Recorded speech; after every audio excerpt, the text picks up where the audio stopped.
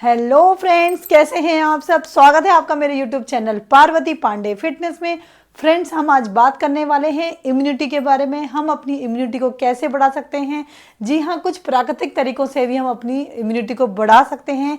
ये कोई ट्रिक नहीं है, कोई टोटका नहीं है या फिर कोई शॉर्टकट तरीका नहीं है। ये बहुत ही अच्छा तरीका है अपनी इम्यूनिटी बढ़ाने का। और ये साल में सिर्फ आज एक दिन आता है जिसमें हम अपनी इम्यूनिटी को पूरे साल तक बहुत अच्छी रख सकते हैं। जी हाँ, मैं बात करने जा रही हूँ शरद पूर्णिमा की खीर। शरद पूर्णिमा में जो हम चांद की रोशनी में खीर रखते हैं रात भर, उससे हमारी इम्यूनिटी बहुत अच्छी होती है। हमारे शरीर के अंदर रोग प्रतिरोध क्षमता बढ़ती है और ये वैज्ञानिकों द्वारा भी प्रूफ हो चुका है। तो चलिए मैं आपको समझाती हूँ कि किस तरह से हमारी इम्यूनिटी अच्छी होती है, क्या हमारे ऋषि मुनि करते आ रहे हैं जिससे कि हमारी ये इम्यूनिटी इतनी अच्छी होती है।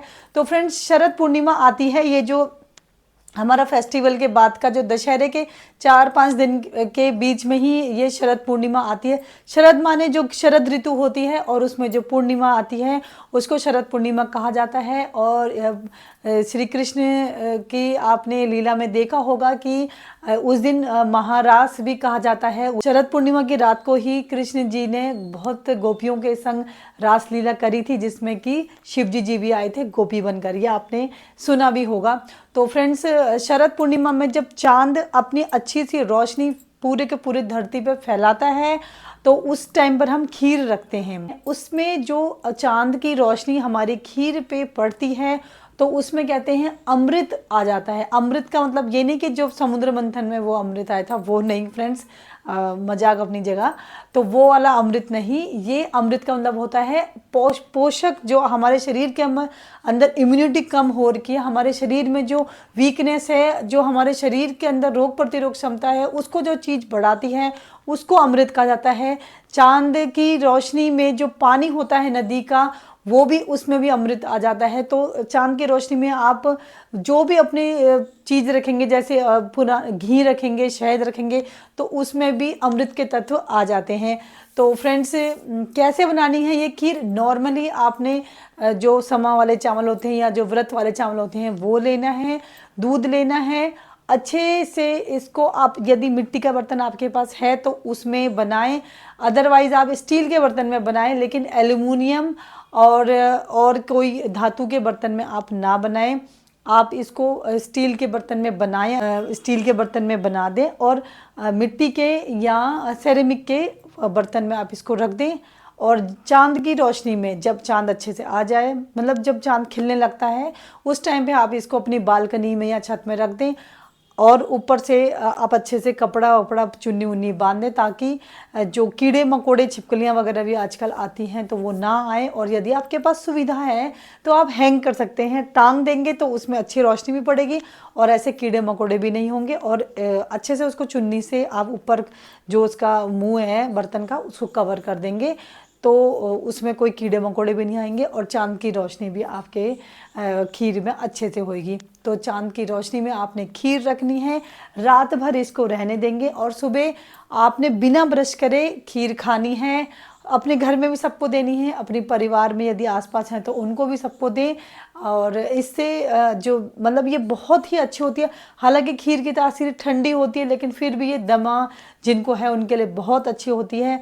ओवरऑल ये हर बीमारी में बहुत अच्छी है। आप इसको किसी को भी दे सकते हैं, चाहे उसको कफ है, कुछ है, सब में ये बहुत ही अच्छी है खीर। प्रसाद के रूप में आप इसको सबको बांटिए। हाँ, जहाँ फ्रेंड्स, मैं एक बात और बोलना चाहूँगी कि जहाँ तक हो आप इसमें एक तो चीनी मत डालिए, क्योंकि कईयों को चीनी मना होती है, तो उनके लिए भी ये यूज़ होएगी। और चीनी, मेवे, जड़ी बूटियाँ वगैरह आप कुछ भी ना डालें, ठीक है। आप साधारण सी, यदि आपको नॉलेज है जड़ी बूटियों की, कुछ अगर डाल सकते हैं तो डाल दीजिए, लेकिन इलायची ड्राई फ्रूट वगैरह आप इसमें कुछ भी मत डालिए। इसमें अपना ही तत्व आने दीजिए चांद में। जो हमारा, आप इसको खाएंगे तो आपको खुद ही लगेगा कि इसमें चीनी की ज़रूरत भी नहीं है। ये एक प्रसाद के रूप में, एक दवाई के रूप में आपको लगेगी कि बहुत अच्छी है। तो शरद पूर्णिमा की खीर आप खाइए और सबको बताइए। वैसे ये वीडियो मैं कल बनाती तो आप थोड़ा आज जल्दी तैयारी कर लेते, लेकिन कल मुझे टाइम मिला नहीं, तो इसलिए आज ही बना रही हूँ और आज ही अपलोड कर दूँगी। तो फ्रेंड्स, अभी है टाइम, दिन के 3 बज रहे हैं। आप शाम को ये खीर बनाएं और चाँद की रोशनी में इसे रखें। चाँद में, इसमें आज के दिन चाँद का बहुत महत्व होता है। चाँद की रोशनी में यदि आप अपनी चाँद को आप निहारें, देखें, उससे भी आपकी आंखों में ठंडक लगेगी। जिनके अंदर रोग प्रतिरोधक क्षमता कम है, इम्यूनिटी कम है, वो चाँद की रोशनी में थोड़ा टहलें, वॉक करें। चाँद की शीतलता हमारे शरीर को मिलेगी, उससे भी हमारी इम्यूनिटी बढ़ेगी। बहुत ही अच्छा होता है ये 10-15 दिन हमारे शरीर के लिए। हमें खाना खाने के बाद थोड़ा वॉक करना चाहिए, चाँद की रोशनी को देखना चाहिए। आँखों के लिए बहुत अच्छा है, पूरे शरीर के लिए बहुत अच्छा है।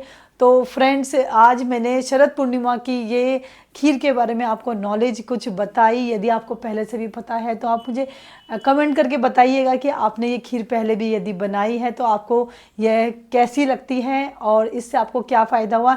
तो फ्रेंड्स, इसी के साथ में विदा लेती हूँ। आज के इस वीडियो को मैं यहीं पे समाप्त करती हूँ। वीडियो अच्छी लगी तो इसको लाइक करें, शेयर करें, सब्सक्राइब करें। मैं पार्वती पांडे मिलती हूँ आपको आपकी अगली फिटनेस वीडियो में। तब तक के लिए नमस्कार एंड बाय बाय। खीर ज़रूर बनाइएगा फ्रेंड्स। Bye bye.